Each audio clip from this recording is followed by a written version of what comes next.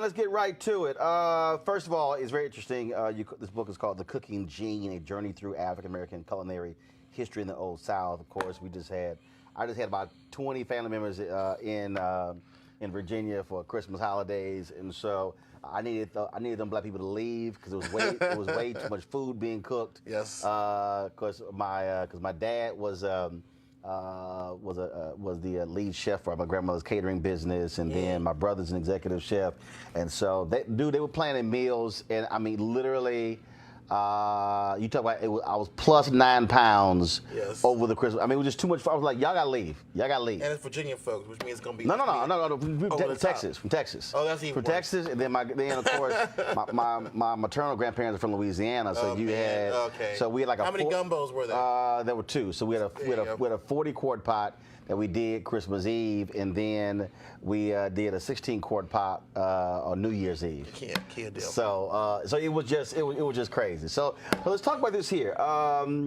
Many folks saw you in the Skip Gates documentary, and so when did you begin this journey where you say, you know what, I want to document this. I want to put this thing in book form. Well, I was a young kid, and my father took me to Williamsburg, Virginia, and I saw my first historic cooking demonstrations, but no black people. There were black people all over the place. At one point, at Living History museums, it was all black folks doing the work. But it was done in such a way that you never thought they had skills or abilities or knowledge. And by the time I came around, there was a program to talk about how enslaved people lived and worked, but there was also historic skills and foodways totally detached from us. So when I grew up, became more interested in living history, I started to cook in the fashion of our ancestors. I'm not a reenactor. I don't reenact slavery. Got it. I'm an interpreter of slavery. I'm a 21st century person who dresses in the manner, knows the skills, knows the work, knows the materials. But my thing was, if black cooks were the best cooks for the first 250 years of American history, where did that go to? Where did we start? What made us the best cooks? And so going from plantation to plantation, from state to state, I was able to pick up interviews with elders and go in the woods and go in the water and just learn from the ground up the cooking tradition that is the roots of soul food. I mean, it's sort of like if you're trying to have a conversation about the history of music. Right. You have to deal with black people. Right. And you can't deal with that unless you actually go to the Mississippi Delta, unless you understand. You have to encounter. And even where that came from, the role that music played came from different parts of Africa. Right. And so, to me, it's basic. It's kind of basic that if you want to understand how this thing evolved, then you got to go to the foundation of it. And then the next level for me was DNA. Because now we live in a time where Alex Haley couldn't even have dreamed of, where we have access to our DNA relatives from West Africa. And so for me, it was like, okay, grandmama and them came from Sierra Leone, and grandpa and them came from Ghana, and so came from Nigeria. What are they bringing to the pot? What did they pass down that I received in my own kitchen? And how does that work for every other black American, especially now that we're coming up on the 400th anniversary of our arrival in British North America? And when we talk about this idea of being the best cooks, it's interesting. The moment you said that, I thought about where we are now. That if you ask that question, well, when you have these conversations.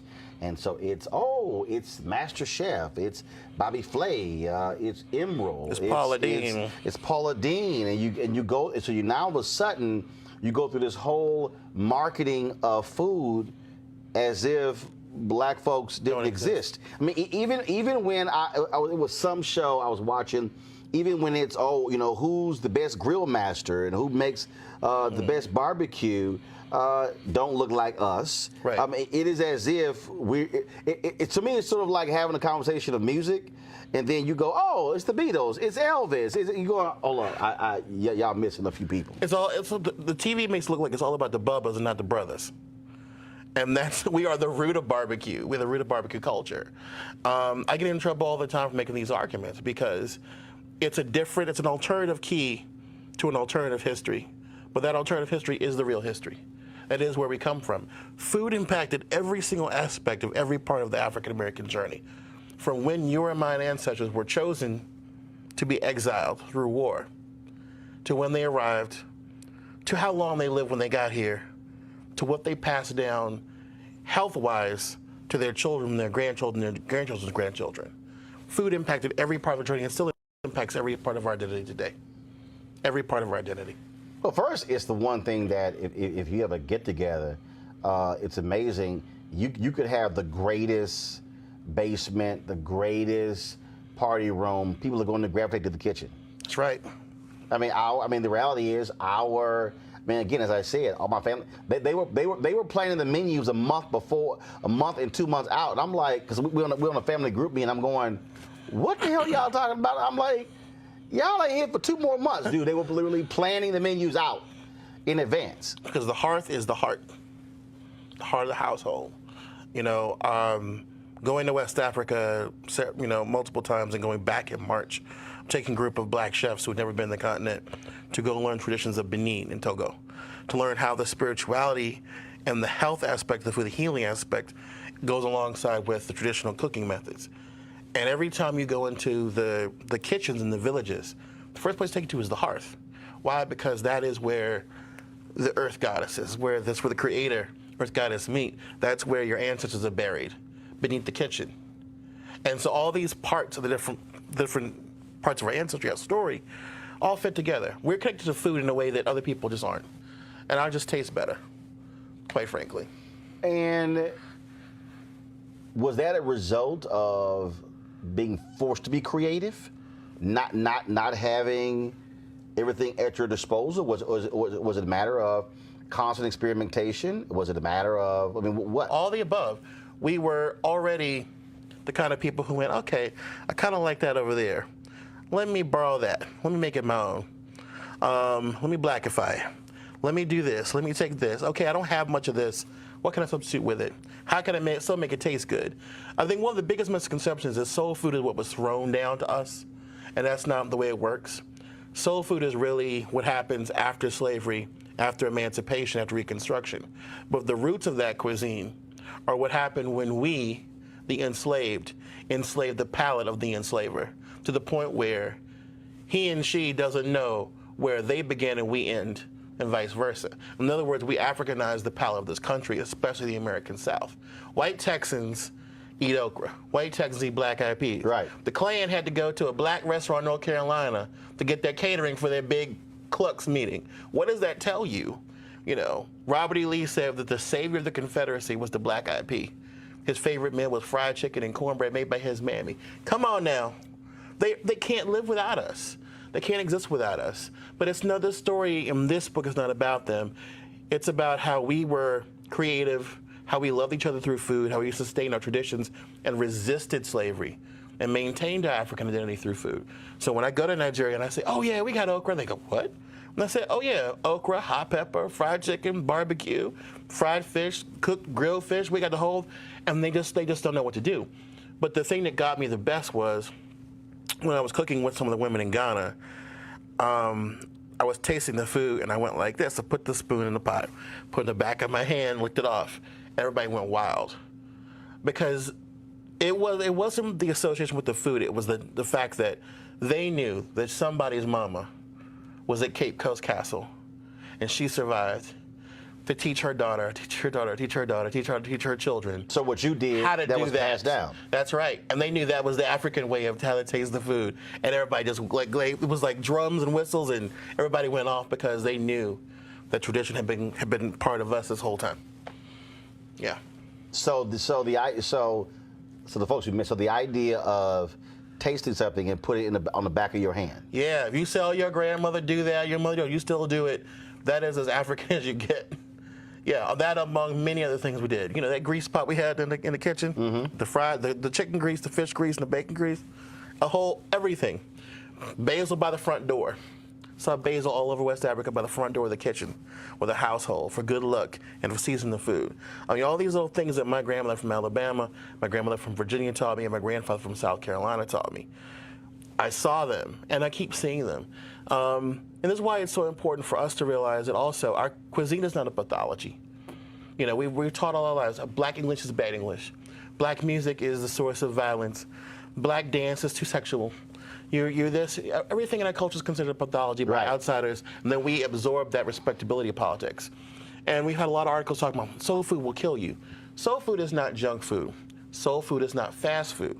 Soul food, the real soul food, is food from the earth.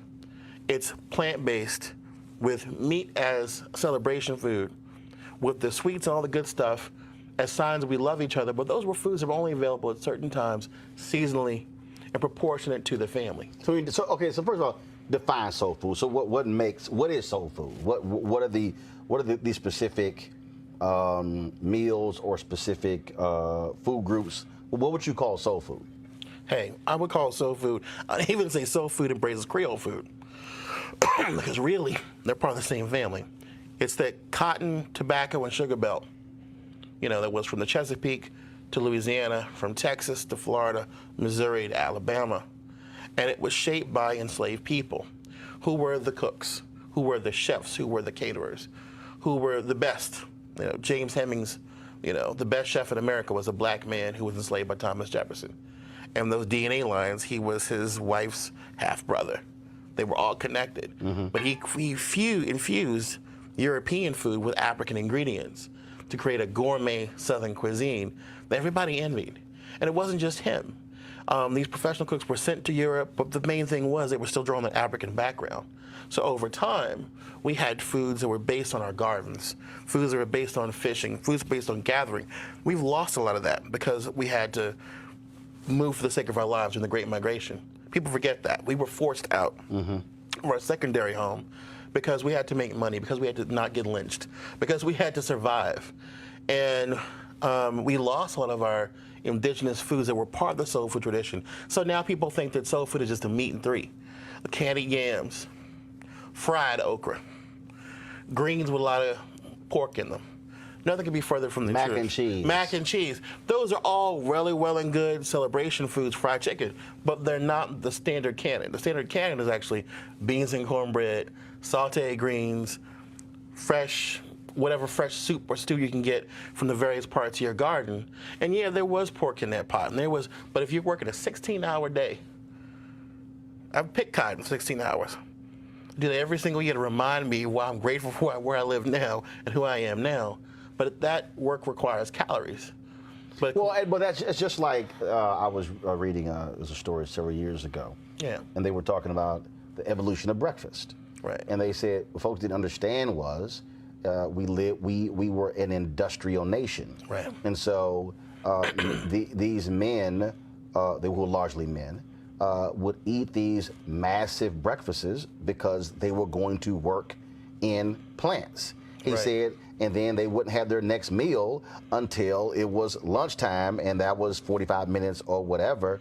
He said, so and they said that's where these big breakfasts come from. So, so when they had pancakes or biscuits and grits and eggs and sausage or bacon and all of that, it's like, there's a reason for that. Because you were leaving home and you were burning off a hell of a lot of calories.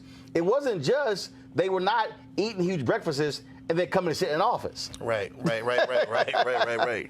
you know, for us, our story is that hypertension begins both with the stress of racism and enslavement, but also the fact that those Africans who made it alive across the ocean during the Middle Passage and being seasoned in the castles were the ones who could retain the most sodium. So the very things that cause us chronic health issues are the result of the adjustment to a system we were not used to. I mean, diabetes, certain cancers, are because we were biologically clustered. I mean, every African was handpicked to be an enslaved person. And that's the scary thing. We're the largest group of genetically modified humans on Earth. Because somebody had to pick every single one of us who became our ancestors, right? But the chronic illness factor comes from the fact that we didn't have gluten for 70,000 years, and all of a sudden somebody goes, here's a biscuit, here's pizza, here's a sandwich.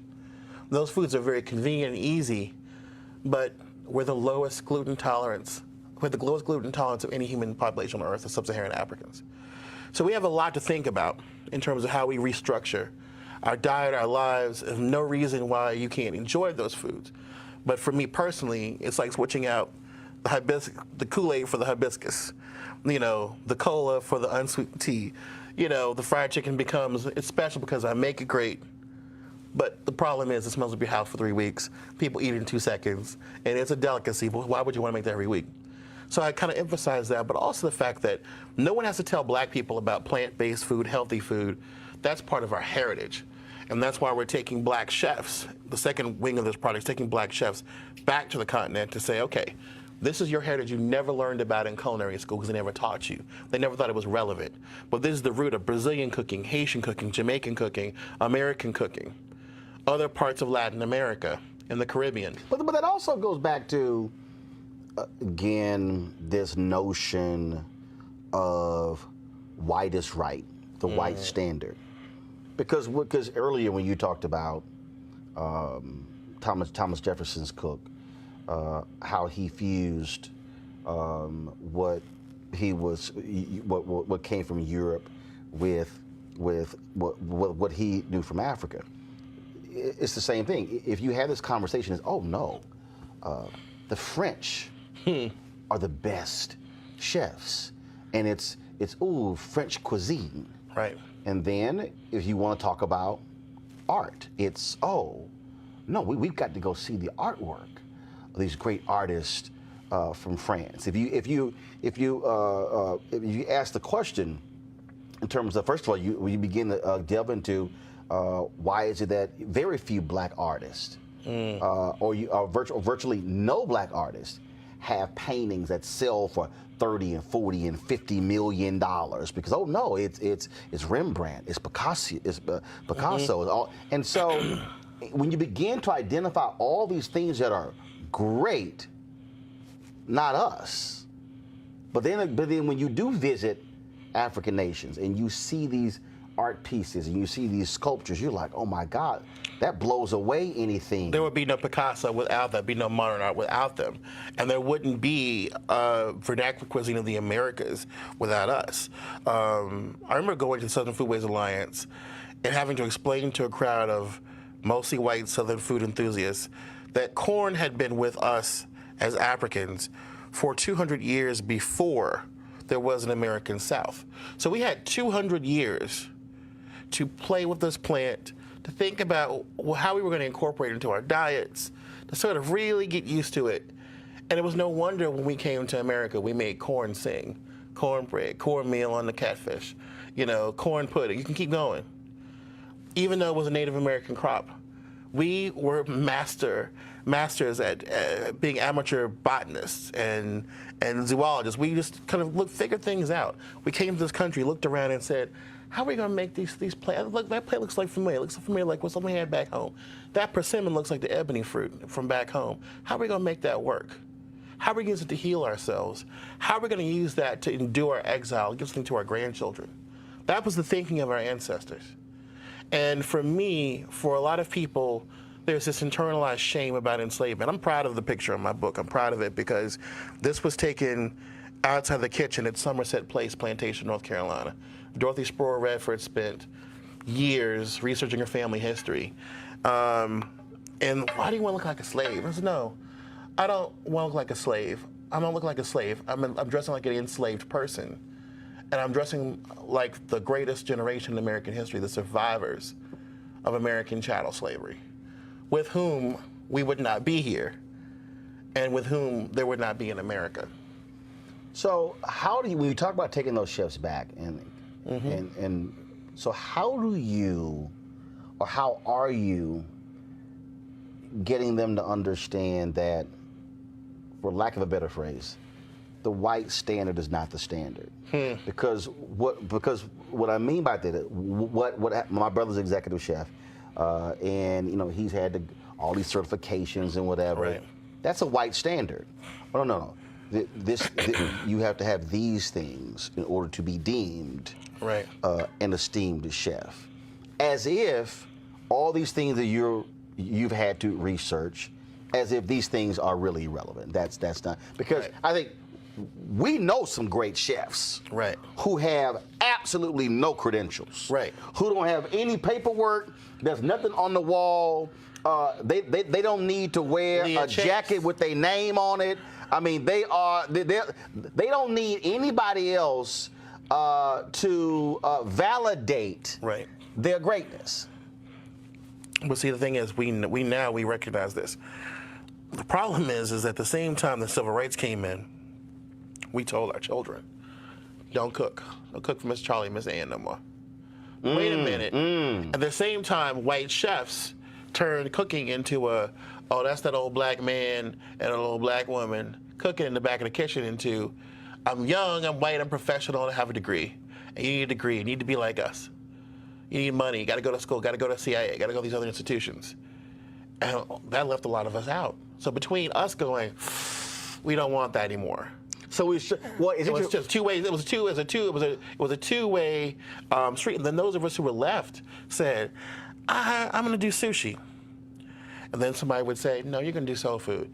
But I'm really good at sushi and French cuisine. No, but you're black. You got to do this. You got to do Korean food. And then others went, why do I have to do that when I want to do my own cuisine? No, you should really do French cuisine because that's the only way to prove yourself. See, it's interesting as you say that, because what immediately jumped into me as you were talking, when I read The Education of Blacks in the South, 1860 to 1935 by James D. Anderson, how that was this massive fight with the creation of Hampton University. Right.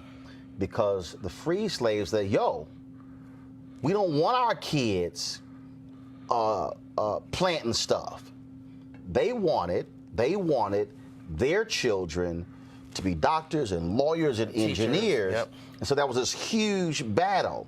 And then, but you had Armstrong, who was basically wanted black folks just to keep being focused on agriculture because white folks need it. His greatest student, Booker T. Washington, goes to Tuskegee. And so he's talking about that. And in Anderson's book, he lays out how these students at Tuskegee were essentially illiterate. They could build stuff, they could farm the land, but couldn't necessarily read and do math. And that was his battle. That was his battle for 30 years at Hampton, because they fought, don't want our kids just doing agriculture. So then when you made that particular point, no, we don't want y'all cooking. So then you had black folks who, because this was all we could do, no, we want our kids to be doctors and lawyers and engineers. No, we don't want you doing all of that. And so it is as if we, in both instances, we were coming out of oppression and did not want the next generation to do the very things that we did to get through. And as opposed to, it should have been, wait a minute, we can do both. Right. And then when they got passed over to other folks, they turned into this art. And that's why they get to be on TV and do all this stuff. And that's how I came into the scene, talking about appropriation, talking about Paula Deen, talking about the fact that, we're talking about Paula Deen and the N-word, when we really should be talking about why are you letting Paula Deen say my grandma invented hoe cake and get away with it on TV while you have shows on while she goes to her granddaddy's plantation with hundreds of enslaved people? Come on now. What's the problem here? Why are we not able to engage with our history? But not only that, but understanding that it ain't about here. It's about our 70,000-year journey as people in West Africa before we even get here. So for these chefs that are coming from the Caribbean, from America, we go with Roots to Glory tour company, and what we do is we craft these tours so that we can go make the palm oil, bring the fishing nets in, go to the farm, see how the cutting grass rat is eaten. I did not eat the cutting grass rat. I wasn't ready for all that. But the bottom line First of all, somebody watching, what is a cutting grass rat? Cutting grass rat is a huge bush rodent that is very popular in West Africa. It looks like a possum and a beaver did something they shouldn't have. And it is the most, people love it. They just love it. And it's tender and it's great. When you say they love it, they eat it. Oh, they eat it up. Their whole restaurants, the only thing to do is this huge cutting grass bush rat. And you said, I'm going to draw the line. I'm going to draw the line. Smell good. I ain't going to lie. That sauce Miss Mabel put together was banging. But you just said, I'm going to draw the line of eating rat. I have to draw the line of eating this rat. But it's that ingenuity. So we didn't come here and learn to eat a possum. We already knew. Okay, cool. It looks like something from back home. Let's do it. Okay, hold on. So Shannon Sharp and I were talking about this, and Shannon Sharp grew up in South Carolina. Okay.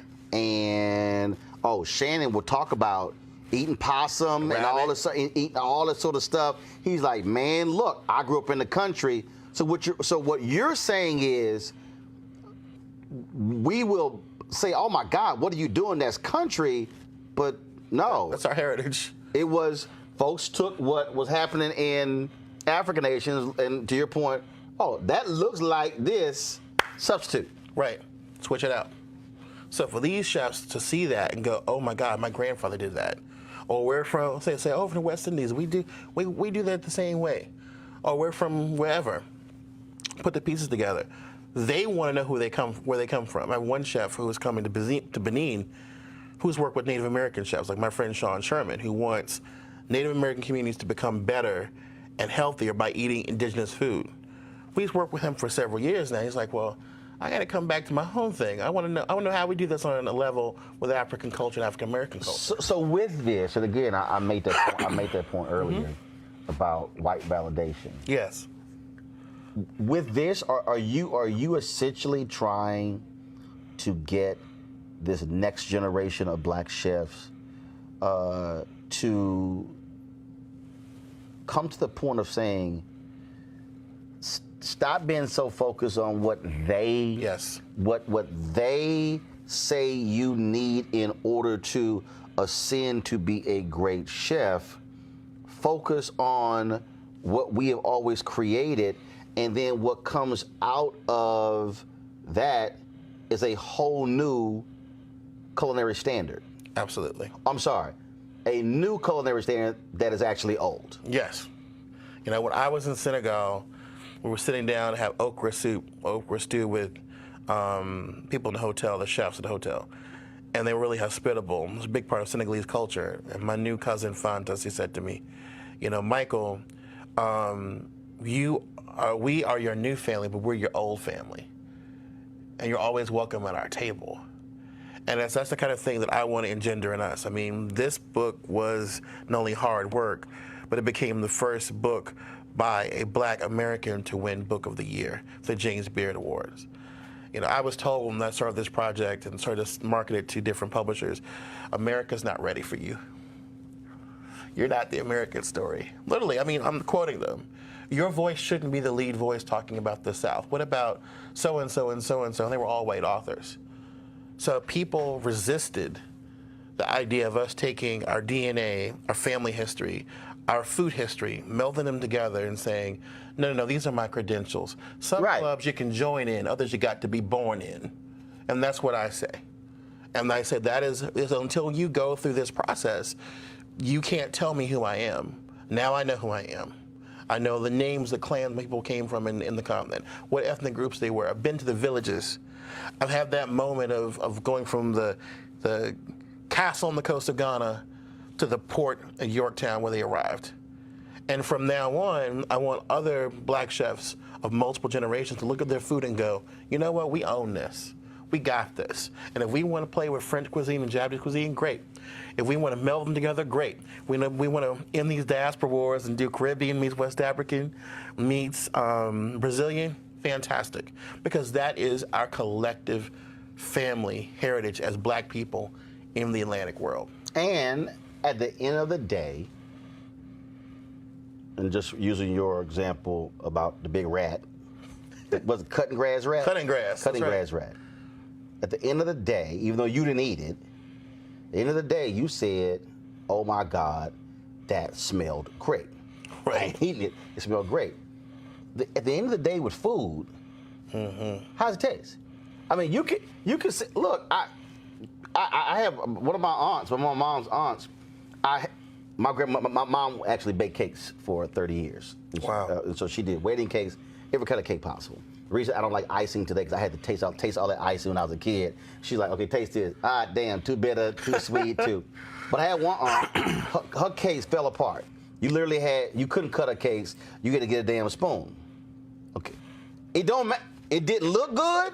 Right. It fell apart, but damn sure tasted good.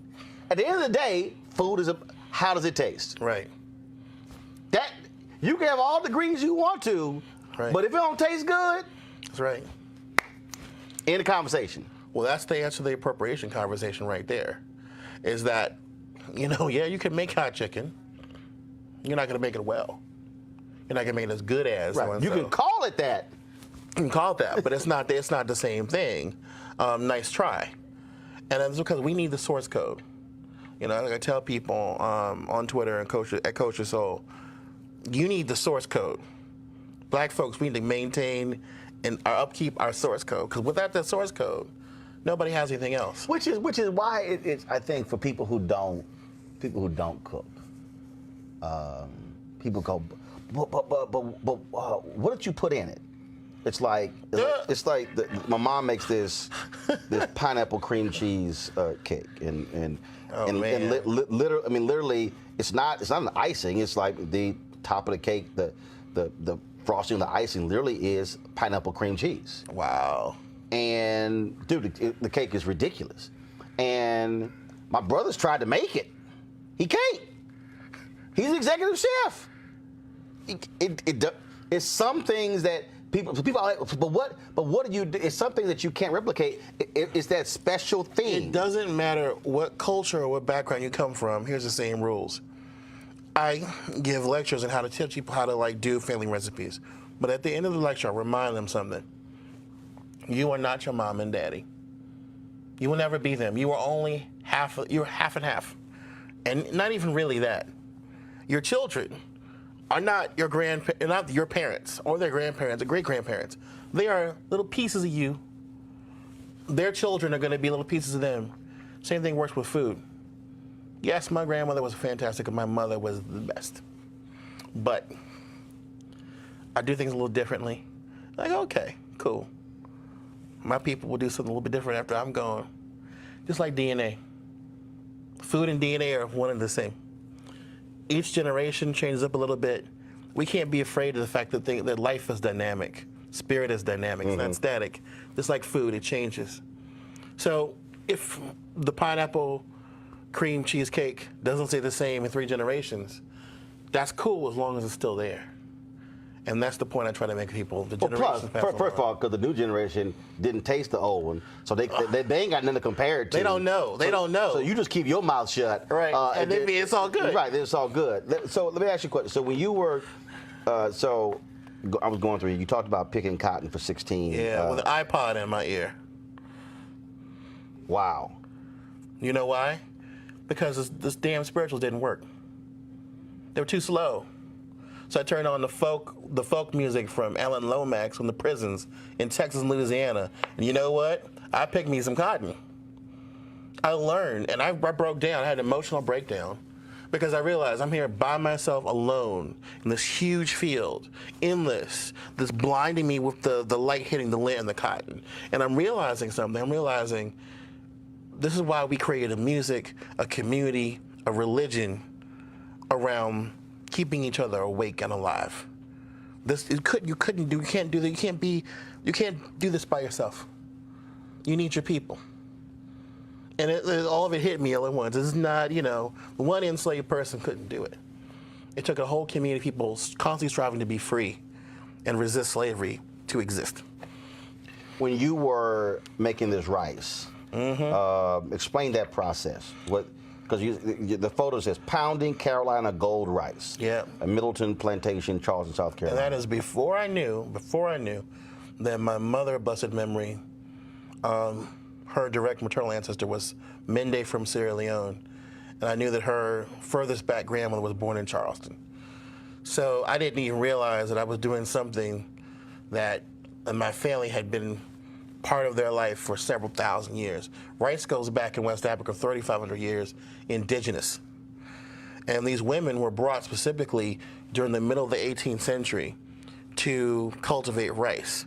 So when I talk to black folks about using their DNA and using their family history and kind of combine narratives, I go, where are you people from? They'll say, I'm from this state, from this state. Okay, great.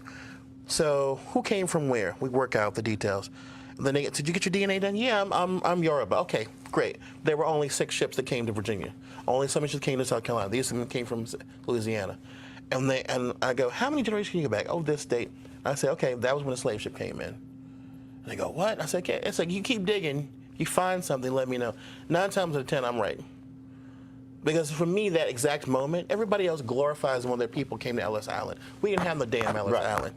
My name ain't no damn Twitty. My name is Keta. My name is Njai, the Lion Clan. I take great pride in that. But that's because we have these scientific and cultural miracles going on that our ancestors never could have dreamed of. But when you pound that rice, you learn a couple things. Number one, these women had the strongest arms and upper body strength known to man. And then the second part is they would never break the rice, which is hard to do. When you broke the rice, you made an inferior product. So these women who were brought in from Sierra Leone, Liberia, Guinea-Bissau, Guinea, Senegal, and Gambia were so valuable that they made that generation of South Carolina and Georgia planters the richest white men on earth. They were millionaires within 2 successful seasons of rice planting. All that came from black men moving the land and black women harvesting and growing and processing the rice. Without that knowledge base, of the 12 richest men in the time of the signing of the Declaration of Independence, 10 were South Carolina rice planters. The richest man was a Maryland tobacco planter. The second richest man was a New England ship captain who shipped enslaved people, including rum and molasses. So without us, no America, ever. Which is why when we talk about the book, The Other Half Never Told, the reality is there was no capitalism. We actually created the very system that America still thrives on today. Right. Because that, without the slave trade, without that driving the economics, without it driving not just the South but also the North. I mean, the 13 colonies had no economic system. Nope. We were it. We were the cattlemen. We were the rice growers. We were the tobacco growers. We were all of that. But we were also, I like to think of it this way. What if we had been given our emancipation right then in the Revolution? With that African know-how, with our American, European, and Native American understandings, we could have been the greatest doctors. We could have healed so many diseases. You know, to the point where white supremacy screws itself. Where, you know, you go, okay, well, the potential for us to have done all these things was lost by keeping us down, you know. Well, when I interviewed the white supremacist racist Richard Spencer, when he goes, oh, well, you know, his opposition to slavery, he says, no. He says, white people are so smart, we would have figured all these things out. He said, we would have figured out how to pick cotton. We would have figured out all these different. He said we're so smart. We would have figured all these things out. Eli Whitney stole the idea from the enslaved people. But you didn't. But you didn't. I said, but you didn't. You searched the world for spices and didn't even use it in your own food. Come on now. Let's rethink this process.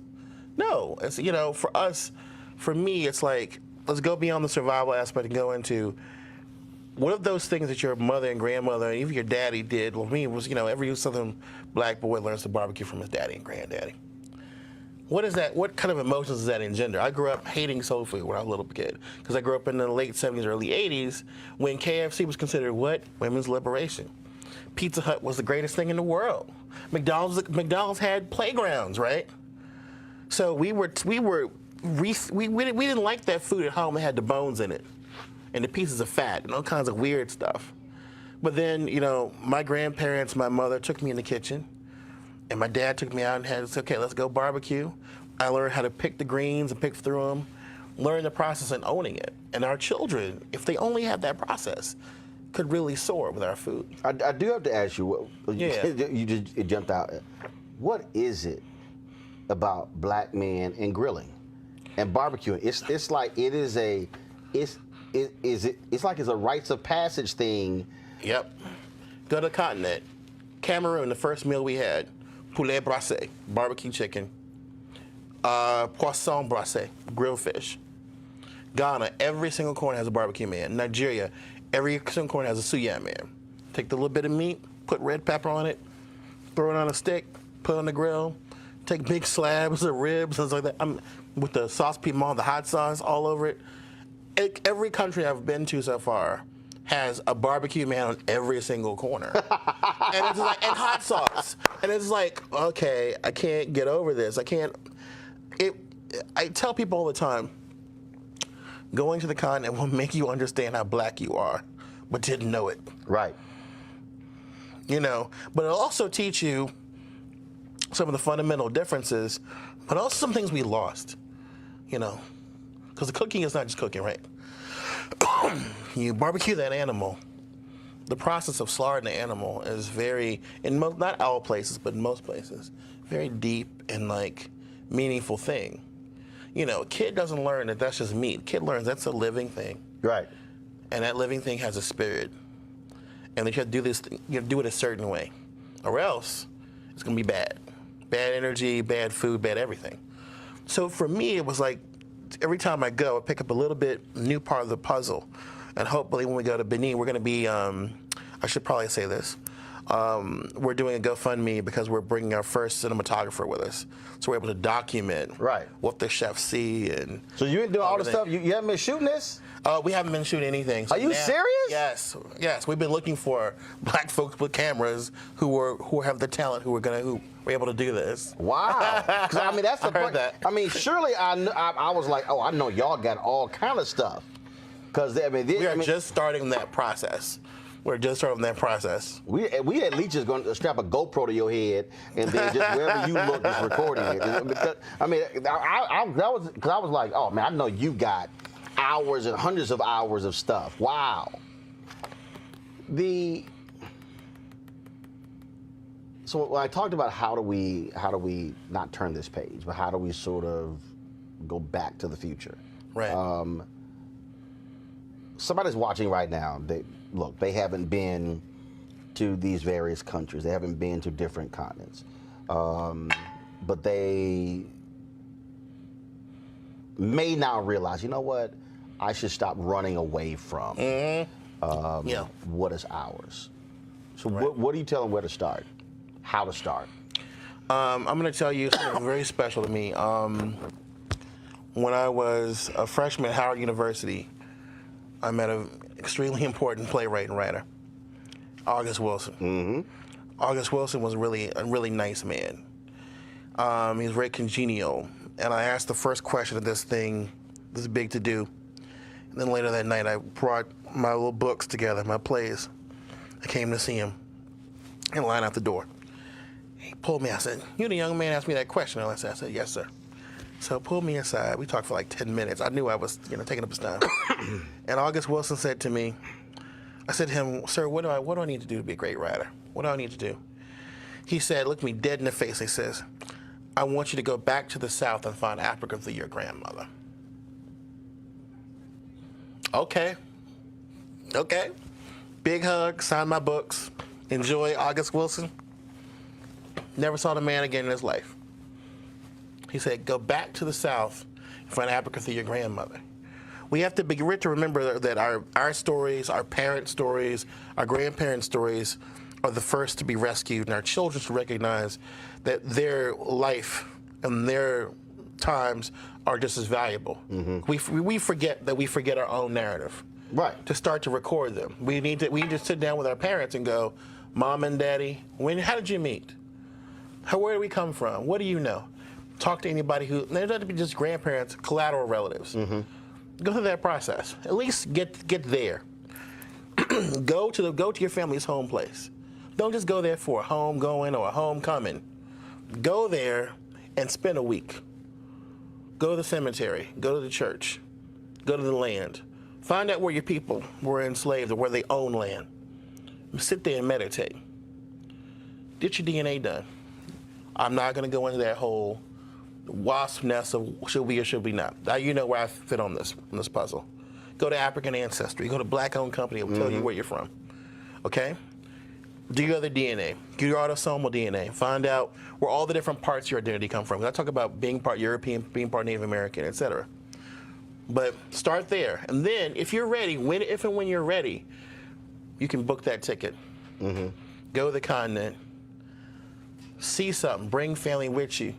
And then bring something back. Bring back not just pride in where we come from, who we are, but remember that first moment when you get off the plane in Ghana when they say, welcome home, what that feels like. 2008, July 2008, when I went to Accra, Ghana. So we landed, and I took a picture real quick of my feet touching the ground. Yes. And the cats with machine guns were like, no photos. And I was like, damn y'all and these guns. Right. I'm taking this photo. And literally, it was getting off the plane, stepping on the tarmac. I took a picture. It was very intentional. Right. One, I took a photo of when we descended, and I took a picture literally as we broke through the clouds. So my first view of Africa. Yep. As we were descending across Ghana. But yeah, got off the plane. They were like, no photos. I was like, damn all of y'all. It was like, click. It was like, and I had some sandals and linen on, but it was that was it. I was like, I don't care. Y'all can have a machine gun all you want. See, now it's different because they know they're getting something out of it. So now it's like, oh yeah, go right ahead. Yeah, absolutely. Where's that dash at? I always ask this question, and this would be the last question. Yeah. You probably already answered this, but every author I interview, I ask them, what was your wow moment when you were writing this book and researching it? What was that, out of all the things, or the first time where you just went, wow? Okay. So I'll put it down to 3. One was fine, I was related to Sarah Palin. That sucked. I was like, okay. That's a wow moment. Yeah, but it balanced stuff out with Samuel L. Jackson. So okay. If you're watching Samuel L. Jackson, what's in your wallet? But other than that, it was for me realizing that, when I went to Howard and learned Yoruba, and I went to Nigeria, and then I came back and found I had 4 Yoruba cousins. And the ancestors are talking to me through the Ifa board going, we're really proud of you. You need to know that. And I lost it because I didn't have my mother anymore to say that to me. And here they were talking to me and saying, yeah, you're back home. You have a name now. You got to come back. You got to do your thing. And just that feeling of intuitiveness, the fact that things had been passed down. One of the most important narratives I have is that my grandmother's father's family actually passed down the knowledge that his ancestor came from Ghana. And when my family did the African ancestry test, they found out, bam, 100% correct. And then we found the relatives.